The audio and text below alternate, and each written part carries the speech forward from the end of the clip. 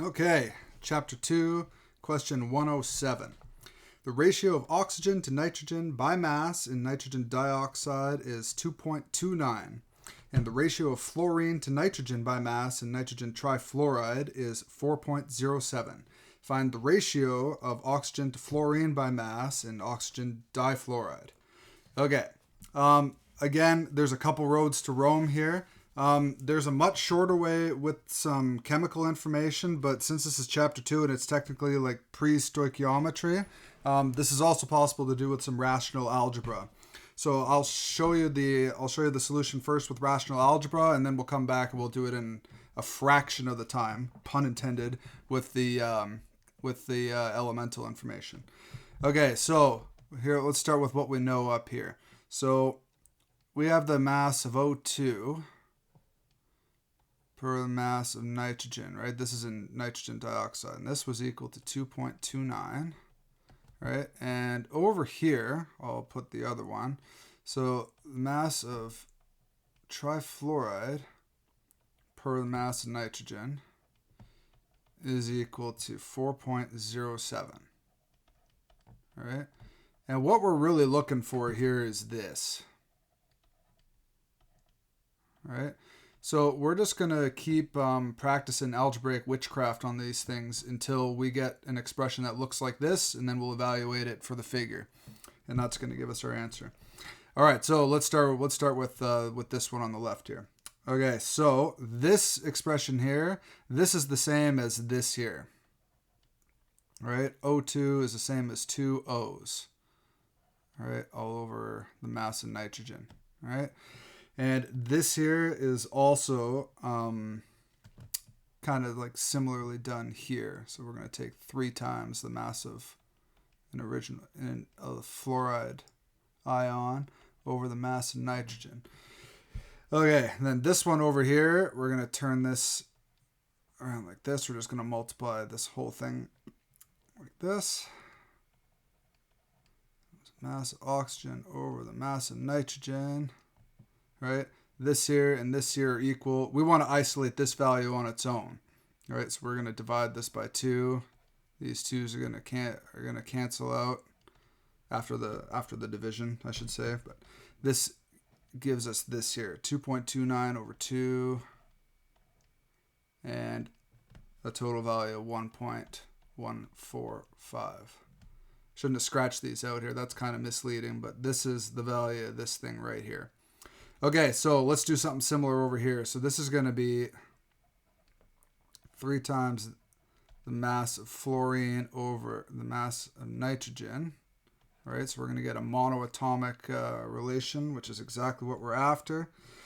So this thing divided by 3 equals, what was 4.07 divided by 3. And so that gives us this here, and that is equal to 1.357. Okay, so I'm just going to grab the eraser and make us some room here. All right, let's just clear some of that up. And we'll clear some of that up. Yeah, that we don't need either. Okay, so what we have over here is this, right? So we've isolated 1 atom of each for 1.357. Over here, we've got 1 oxygen over 1 nitrogen is equal to 1.145. All right, so we're on the home stretch here. So next, we're just going to stack these 2 up on top of each other, multiply them by whatever we need to make it look like this one over here. So one oxygen per nitrogen, and we need 2 fluorines down here.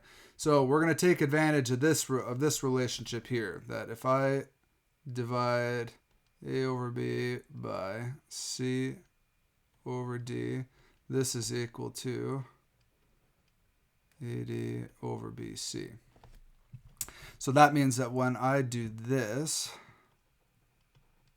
function of nitrogen over 2 times this thing here, right? Because we do want two fluorine ions eventually, so we're going to multiply that one by 2.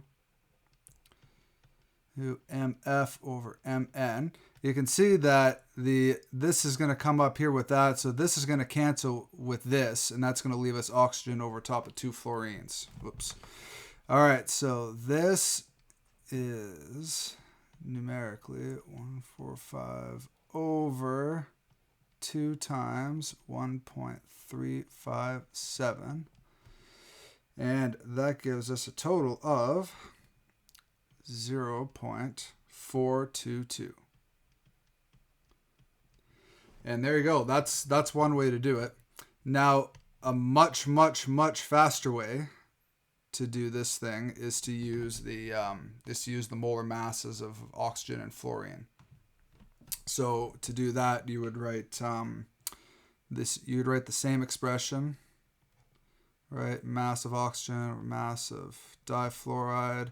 This is equal to the molecular weight of oxygen, right? Formula weight of oxygen over twice the formula weight of fluorine, which is equal to, oxygen is 16 grams per mole, and fluorine is 18.98. That's multiplied by 2 grams per mole, right? And you see the grams per mole are going to cancel each other out, so we're going to get a pure numerical figure here, and this is equal to, so you can see these things are awfully close, and this takes a fraction of the time. So that's molar masses to your advantage.